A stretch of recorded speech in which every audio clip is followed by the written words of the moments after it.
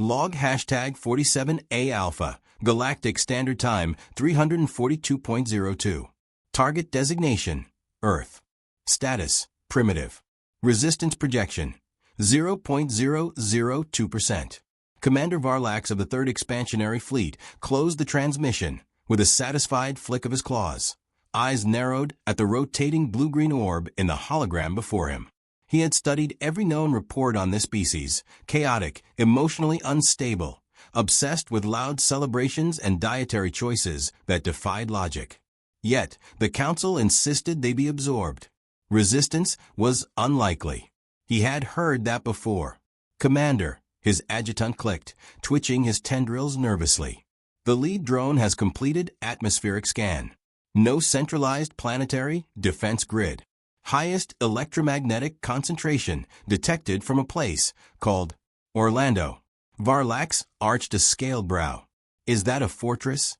No, sir. Appears to be a gathering site for small humans interacting with oversized artificial rodents. He exhaled. Primitive indeed. On Earth, Dr. Lenora Kim kicked the corner of her malfunctioning server rack with a practiced grace born from years of bureaucratic frustration. Her job as lead systems analyst at the National Deep Space Surveillance Array in Colorado had long oscillated between boredom and low-grade panic, and today had chosen chaos. A spike in orbital signatures triggered her anomaly alerts. 27 unidentified objects entering orbit, broadcasting signals in a dead Martian dialect, last catalogued in 1973. Of course, the response center was understaffed. Again, she slammed the call button. It clicked. Then it played a soft saxophone riff, and a recorded voice said, "Please enjoy this hold music while we redirect your call to the Department of Interplanetary Events. Estimated wait time, 17 minutes.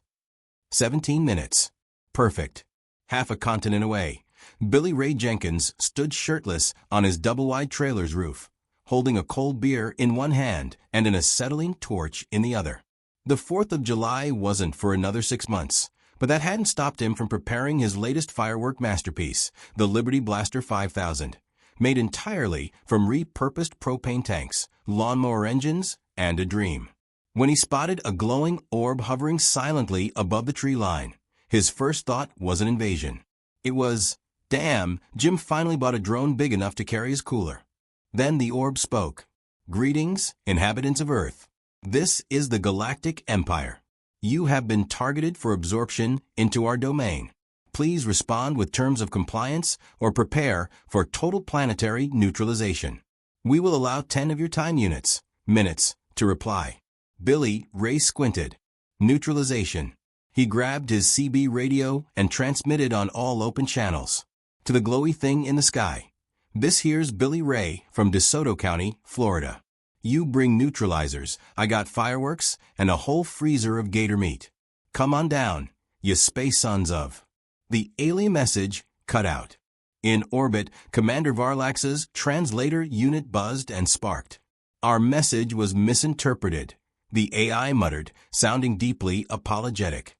"The human response appears non-compliant." Varlax scowled. "Define the term gator meat." "Native apex predator. Consumed recreationally. Sometimes deep-fried." Varlax stared. "Sir," the adjutant piped in, "another broadcast has been detected. It appears to be a human warning." The holoscreen flickered. A grainy VHS clip began to play. A tan, muscular man in neon spandex pointed straight into the camera, shouting with unbridled rage. "You want to come to Earth, brother? You better pack your bags and your pride, 'cause we don't take no lip from alien trash." Commander Varlax blinked. "Who is this diplomat?" The AI hesitated. "Historical entertainment figure. Name, Hulk Hogan. Classification, warrior celebrity. Earth year, 1991. Is this their threat display?" "Unclear, sir." Dr. Kim, still on hold, switched tabs to the amateur telescope feed sourced from online hobbyists. She found 17 separate videos of luminous orbs in the sky posted within the last hour. Comments underneath alternated between conspiracy theories and heated debates about alien probing. She leaned into the mic. "This is Dr. Lenora Kim. Level 3 escalation protocol recommended. Orbital activity confirmed. Unknown origin. Possible invasion scenario. This is not a drill. A dull chime responded. Thank you for your input.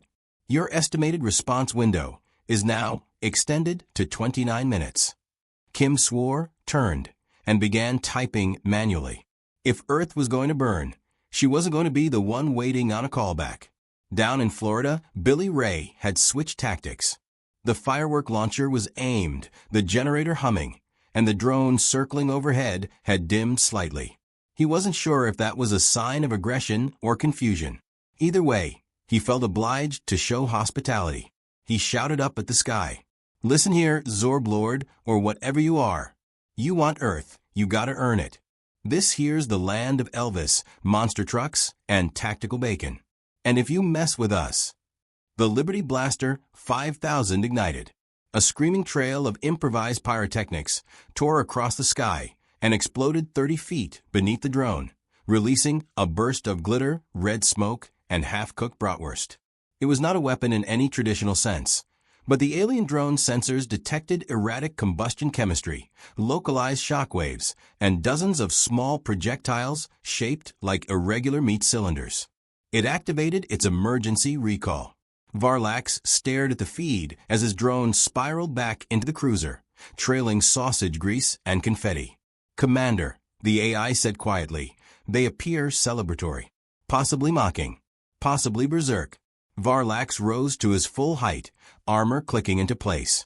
Prepare the first contact shuttle. I want a ground team deployed immediately.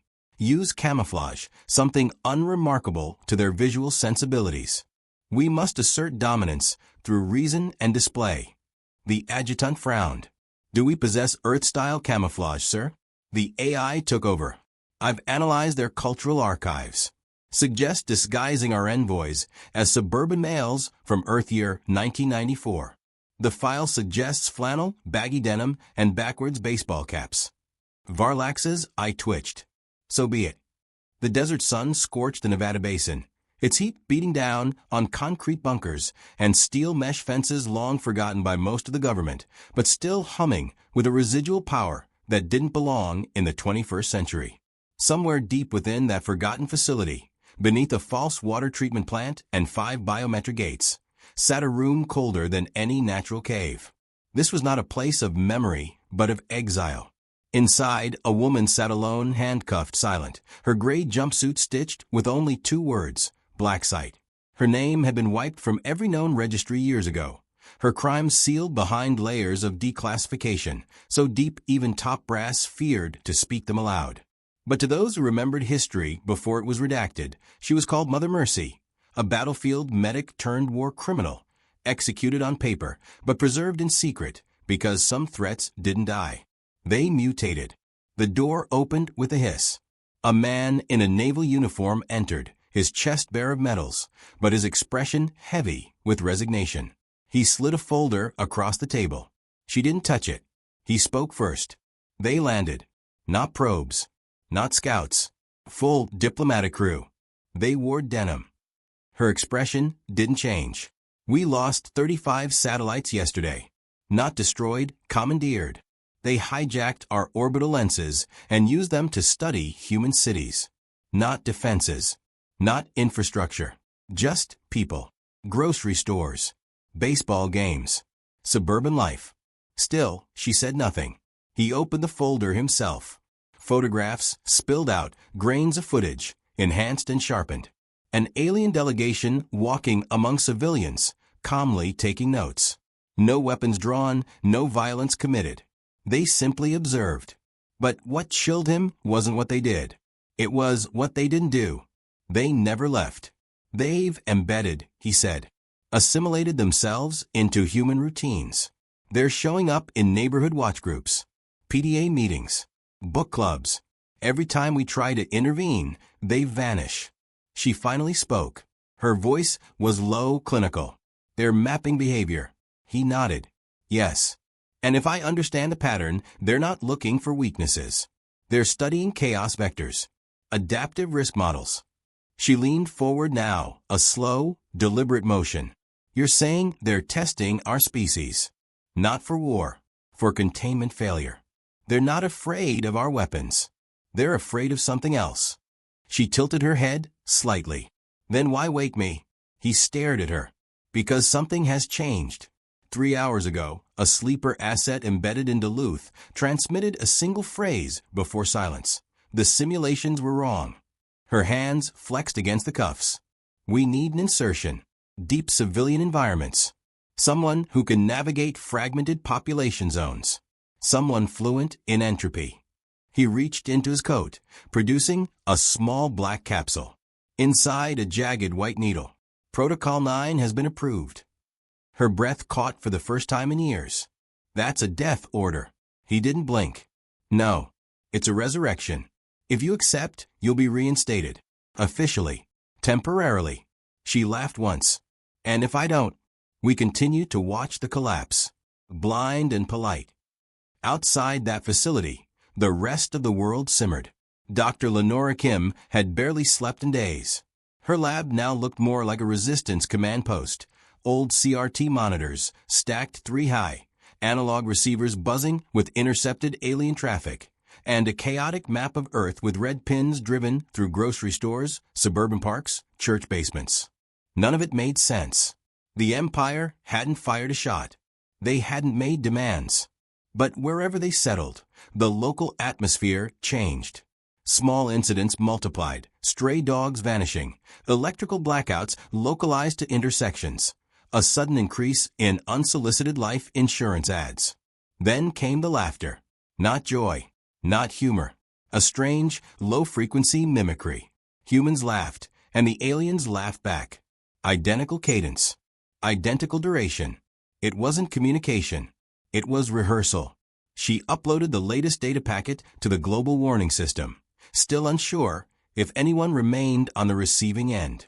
Every message she'd sent to major defense agencies returned automated replies, or worse, corporate partnership invitations. Then, finally, a signal broke through. It wasn't military. It came from a farm network in Missouri, piggybacked on a ham radio relay used by survivalists and amateur storm chasers. The voice was unmistakable. This is Billy Ray. I ain't saying I'm right, but I'm not wrong either. They're up to something. And my goats don't trust M. Kim nearly cried from relief. The signal was weak, but real. There were still fragments of resistance, even if fragmented and incoherent. At the same time, in the outskirts of Phoenix, a local council meeting erupted into violence after an alien participant calmly suggested replacing voting with rotational consensus harvesting, a term no one could define but sounded vaguely menacing. 4 attendees stormed out. One came back with a chainsaw. The footage made international news within hours. Commander Varlax watched it replay on loop. Not out of concern, but confusion. They exhibit no ideological cohesion, he muttered. No centralized authority. No universal protocol for public decision-making. How does this species survive its own dissonance? His adjutant offered a theory. Perhaps they do not. Perhaps they simply endure it longer than anticipated.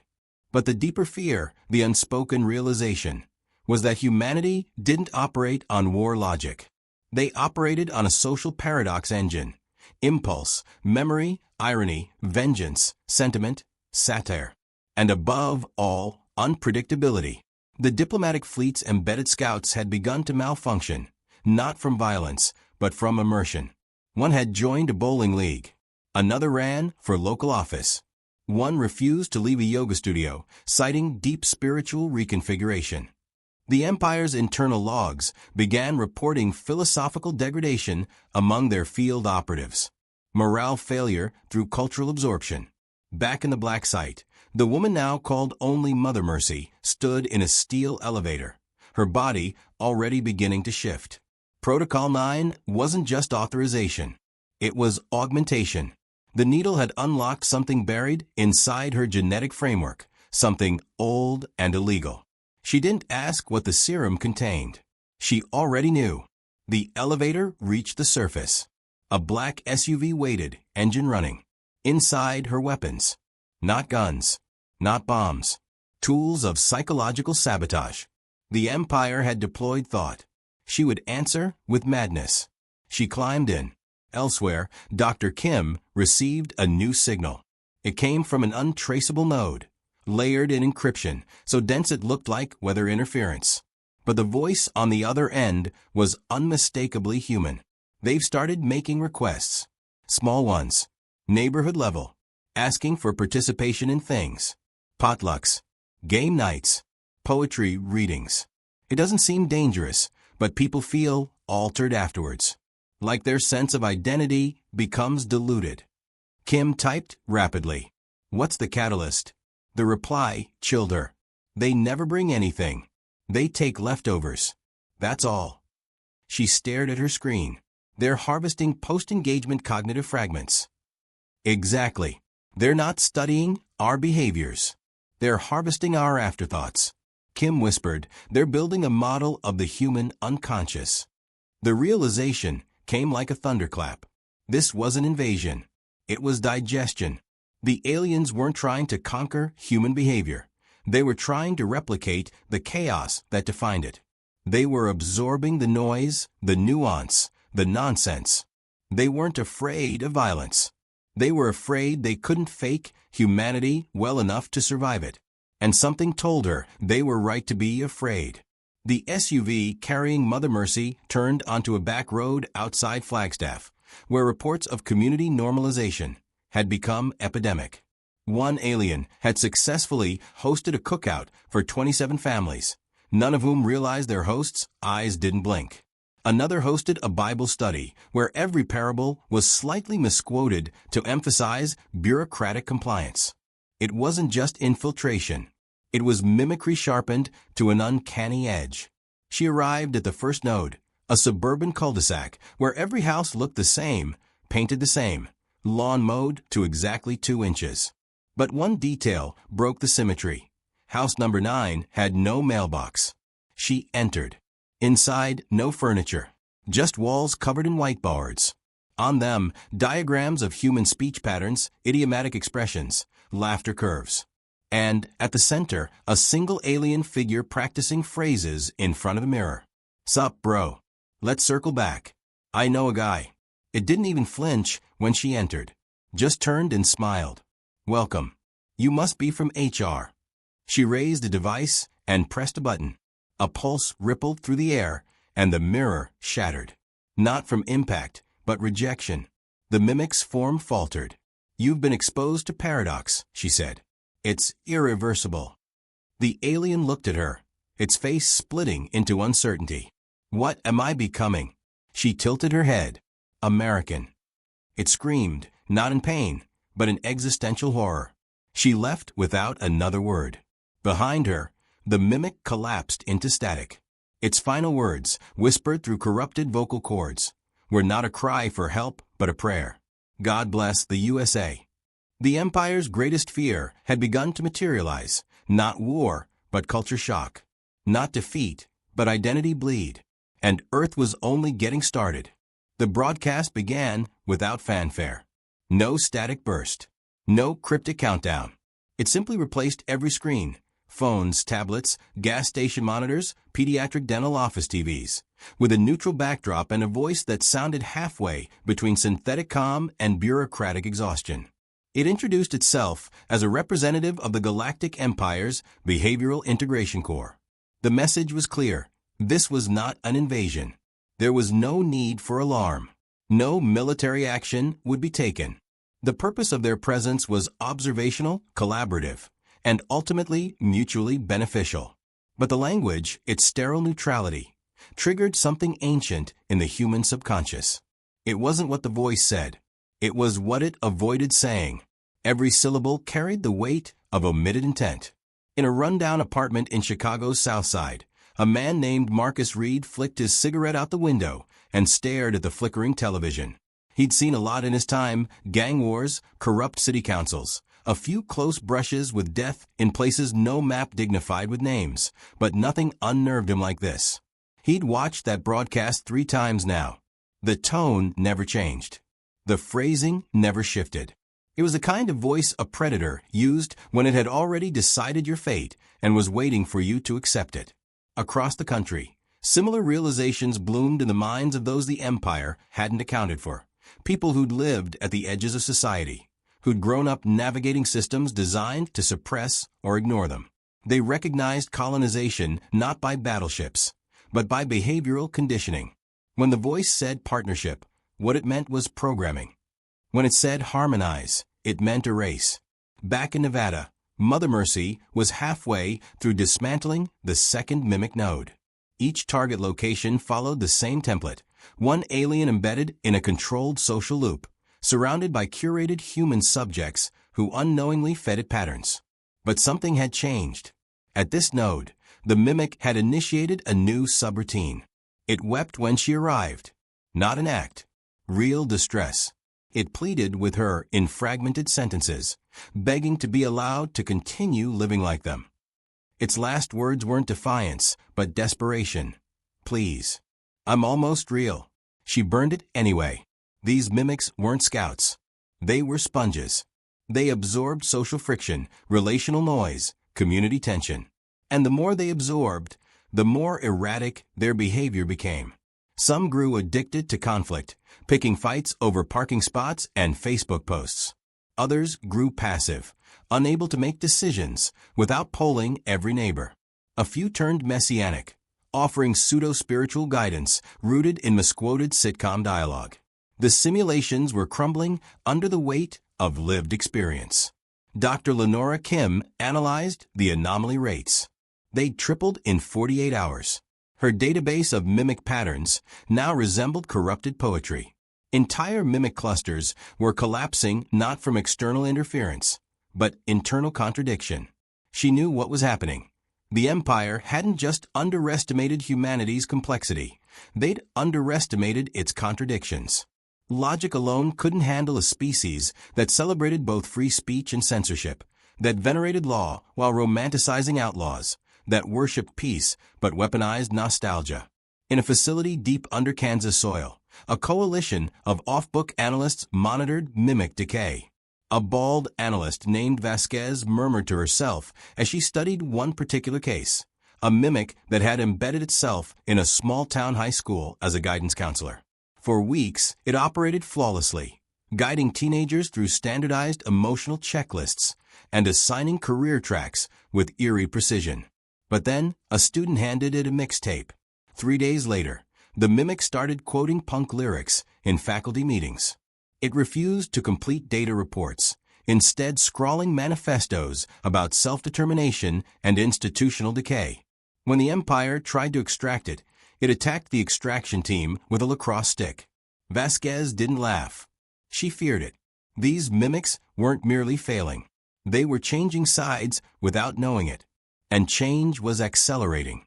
In Detroit, a street preacher named Isaiah Clay stopped mid-sermon when he saw a man in the crowd nodding too perfectly. Something about the rhythm was off. Too practiced. Too choreographed. He walked right off his makeshift pulpit, grabbed the man by the collar, and asked him a simple question. You ever felt guilt for something you got away with? The man blinked. Once. Twice. Then whispered, I do not understand the premise. Clay punched him so hard the mimic's skin flickered.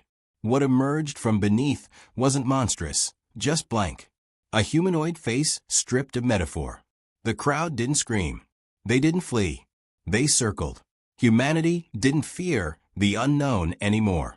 They feared losing their contradictions. Word spread. These weren't invaders. They were impressionists. And like all who imitate without understanding, they eventually offended their audience. Commander Varlax read the latest reports with mounting alarm. He'd been stationed in hundreds of systems, overseen dozens of cultural integrations. None had broken protocol like Earth. The humans didn't rebel in organized fashion. They didn't coordinate uprisings or wage planetary war. Instead, they infected their invaders with ambiguity. Their greatest weapon wasn't firepower. It was unresolved trauma, half-formed ideologies. The fact that they could both believe and disbelieve something in the same breath and live with it. He requested permission to initiate phase containment. The reply was swift and chilling. Denied. Observation continues. Mimic bleed has become statistically relevant. He read it twice. Statistically relevant meant acceptable loss. The empire had begun to write off their own as contaminated. Mother Mercy intercepted her next location. Not a mimic hub, but something new. The signal was faint, buried beneath children's programming reruns and talk radio static. But it had a rhythm. Human. Improvised. Laced with profanity and broken grammar. Pirate transmission. She tracked it to a decommissioned drive-in theater in Oklahoma, where a group of teenagers had hijacked a signal tower and started their own broadcast. They called it Radio Gut Punch. Their entire mission was to confuse mimics. Every show was a mess of overlapping genres, slang from 5 decades, inside jokes that made no sense. Mimics who tuned in began exhibiting severe processing lag, facial tics, emotional feedback loops. Some simply wandered away, muttering, "Not enough context." She didn't interfere. She left them a care package of old comedy albums, conspiracy zines, and bootleg stand-up tapes. They saluted her as she walked away, unaware of who she was or what she'd done. Back in the Imperial Core, the Behavioral Integration Corps submitted a final report. The subject line read, "Irrecoverable cultural noise detected." They proposed withdrawal. The high mind declined. Instead, the directive changed. Stop mimicking. Start modifying. They would no longer attempt to replicate humanity. They would overwrite it. And the first step was erasure. Suddenly, across dozens of regions, humans began forgetting things. Not large things, no missing time or blackout events. Small things. The name of a neighbor. The lyrics of a local jingle. The taste of a childhood candy. The first girl you ever kissed. It vanished quietly, like breath fading from a mirror. And people noticed. Not at first, but gradually, in the shape of discomfort, a sense of something misplaced. Kim detected memory anomalies through lexical drift. Subtle changes in vocabulary across social platforms. People stopped using certain slang. Childhood games vanished from YouTube. She cross-referenced loss patterns with known mimic zones and confirmed her fear. They'd begun deleting culture. She sent a single encrypted message to every black site, rogue node, and off-grid cell she could reach. They're rewriting us. Mother Mercy received it while repairing a shortwave transmitter in Montana. She didn't react visibly, but she understood. This wasn't about fighting anymore. This was about anchoring identity. The next day, she initiated Phase 0, Cultural Rain Fusion.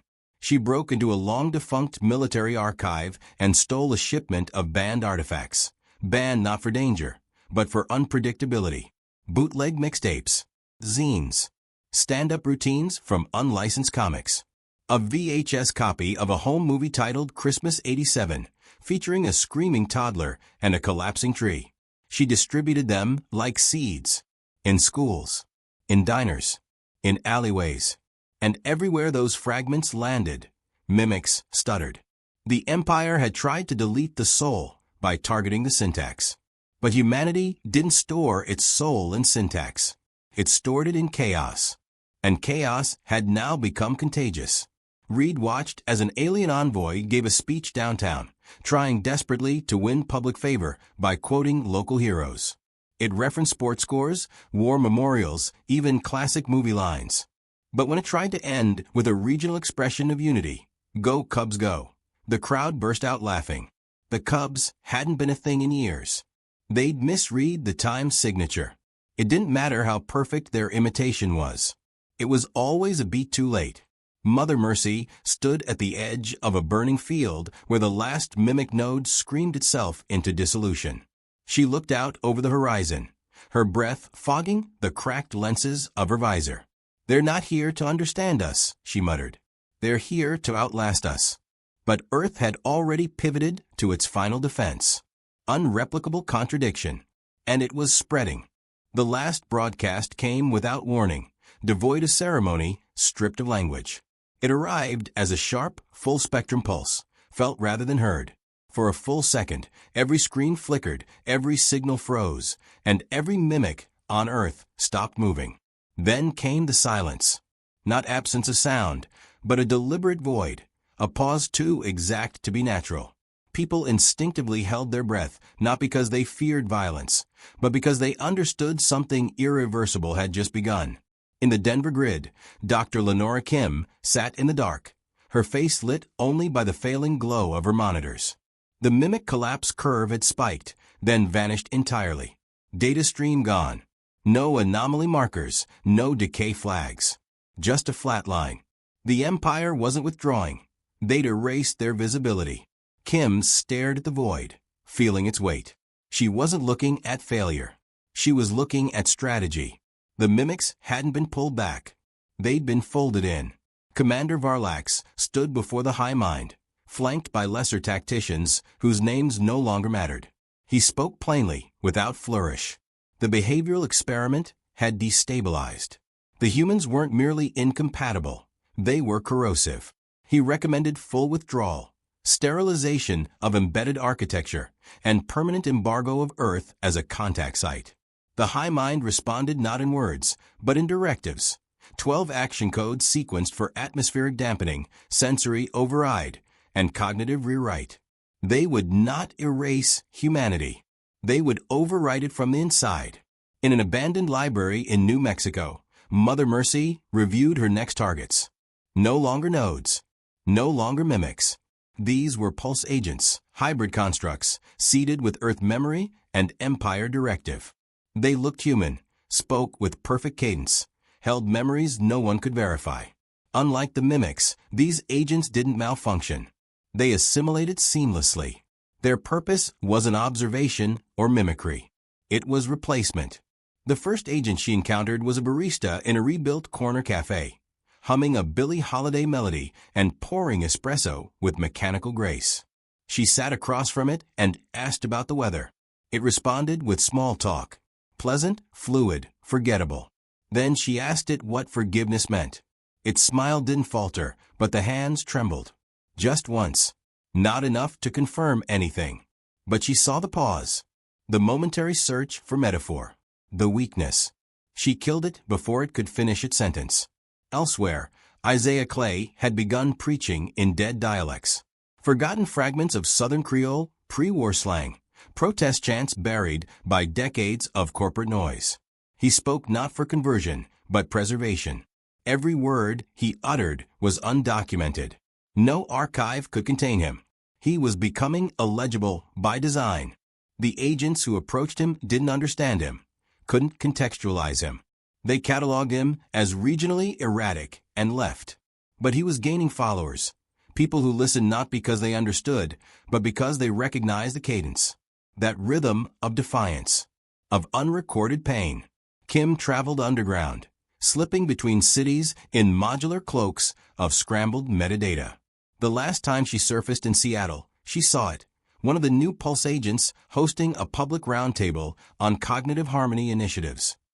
It was soft-spoken, charming, articulate. But every phrase it used lacked origin.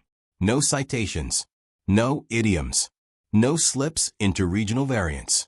It spoke cleanly, too cleanly. And the people around it began repeating its phrases, word for word, without adaptation. It was working. Humanity wasn't being conquered by force. It was being standardized.